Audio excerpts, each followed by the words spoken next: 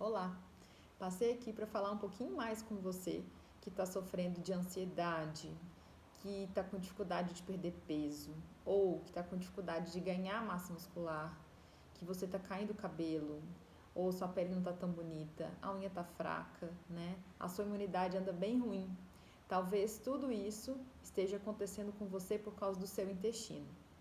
O intestino ele é a porta de entrada, né, a grande comunicação do seu organismo, daquilo que você come com o resto do seu corpo. Então, muitas vezes, tratar só a ponta, tratar só a consequência, não vai resolver a causa do seu problema. E uma das causas de tudo isso que eu citei aqui pode ser o intestino preso. O intestino preso, constipação ou prisão de ventre são sinônimos, eles significam a mesma coisa. Estou falando isso porque às vezes a gente pode confundir um pouco desses termos, né? Então, o que a gente considera quando o intestino está preso? Considera quando a gente passa mais de 2 dias sem ir ao banheiro. Porque ir ao banheiro dia sim, dia não, muitas vezes pode não significar que o intestino é considerado preso, tá? Então, o ideal é que a gente sempre observe a qualidade das fezes, né? Está numa consistência adequada, se você tem uma sensação de esvaziamento completo, se não tem a presença de alimentos, se você não fica desconfortável depois de sair do banheiro, se não tem dor, se não tem excesso de produção de gases, né? Então, tudo isso é um sinal de que o intestino está tudo bem. Você não necessariamente precisa que o intestino funcione todos os dias. Você pode pular no máximo um dia e ainda é considerado normal. Isso sabe por quê? É porque tem algumas pessoas que possuem intestino que é longo, né? Que tem um trânsito intestinal mais longo. E com isso, não necessariamente elas vão conseguir ir ao banheiro todos os dias.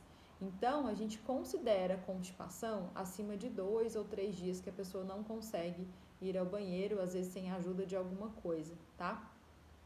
E intestino, para que ele consiga funcionar todos os dias, ou dia sim, dia não, como eu estou falando aqui, mas principalmente na consistência adequada, a gente precisa estar atento a 5 pontos, que são sempre importantes. Então, primeiro, como que anda o seu nível de hidratação? O consumo de água é extremamente importante. Por quê?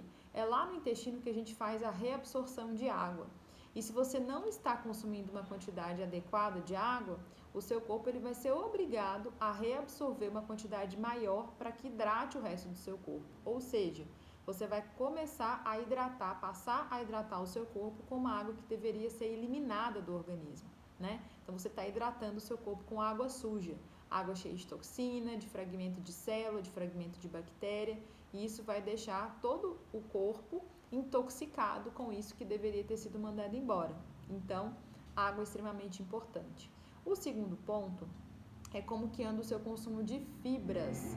Comer fibras não é simplesmente a gente comer uma fruta por dia, mas é como que está distribuído ao longo do seu dia. Então, você deve ter em todas as refeições uma boa quantidade de fibras, tá? Que pode ser na hora do almoço com uma salada adequada, que pode ser nos lanches intermediários, às vezes com uma aveia, ou com psyllium, ou com uma granola, ou com a chia, ou com a linhaça, e também as frutas, elas vão ajudar a complementar esse teor de fibras da sua dieta.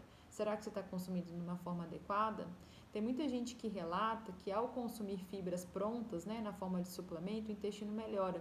Eu falo, olha, se consumindo fibras sintéticas, né, ou que são industrializadas, você dá conta de funcionar o intestino, então tá faltando fibra do sacolão no seu plano alimentar. Então não tá difícil disso ser resolvido, basta comer um pouco mais de fibra também na sua dieta. O outro ponto que é muito importante para a gente levar em consideração é como que está o seu nível de atividade física, no sentido de melhorar a mobilidade, o movimento do seu abdômen. Então, muitas vezes quando a gente fica com o abdômen mais parado, mais lentificado, mais em repouso, isso também piora o funcionamento do intestino. É só pensar se por algum motivo você precisou de ficar acamado, né? Às vezes fez uma cirurgia de retirada de siso, ou às vezes machucou a perna e não pode colocar o pé no chão. Então, nesse momento, talvez o intestino também fique um pouco mais lento, porque você diminui os movimentos na região abdominal. Então, a prática de atividade física regular também ajuda no funcionamento do intestino. Outro ponto super importante é que a gente tem a presença de boas bactérias dentro do nosso intestino. Naturalmente, a gente já é habitado isso ao longo da vida, o nosso intestino ele já é habitado por bactérias, que são divididas em dois grandes grupos, né? Bactérias boas e bactérias ruins, que a gente deve sempre fortalecer mais a flora boa, no sentido de colocar mais alimentos de verdade, menos coisas industrializadas. Então, com isso, fortalecendo a flora boa, você também mantém a funcionalidade do intestino de forma equilibrada e adequada. Se você passou na vida por um consumo muito grande de antibióticos, de medicamentos, às vezes na infância, enfim, ao longo da sua vida, talvez você precisa realmente fazer uma reposição com bactérias probióticas, que a gente pode colocar isso tanto na forma de um suplemento, né, que a gente tem formas prontas no mercado, ou através do kombucha, ou através do kefir.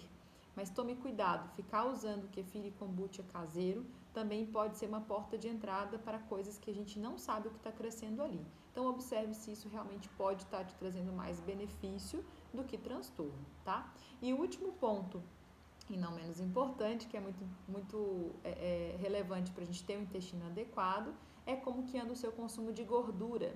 É muito comum as pessoas entrarem numa dieta super restritiva, super baixo teor de gordura e falar, quando eu faço a dieta, meu intestino prende. Isso porque para de consumir gorduras boas também. Então, como que está o seu consumo das castanhas, do azeite, do abacate, do coco, ao longo do seu dia, né? Então, conferir esses alimentos na sua dieta também pode garantir o bom funcionamento do intestino, tendo uma hidratação, né, uma lubrificação aí do seu intestino. E aí, tá fazendo os 5 pontos de forma adequada? Conseguiu se identificar dentro do que eu te falei aqui? Me conta, deixa um comentário aqui no vídeo falando qual desses 5 pontos que você não está fazendo de forma adequada. Água, fibra, atividade física, fortalecendo a sua flora boa e o consumo de gordura saudável. Qual desses 5 pontos que podem ser melhorados na sua dieta para que você tenha um funcionamento adequado?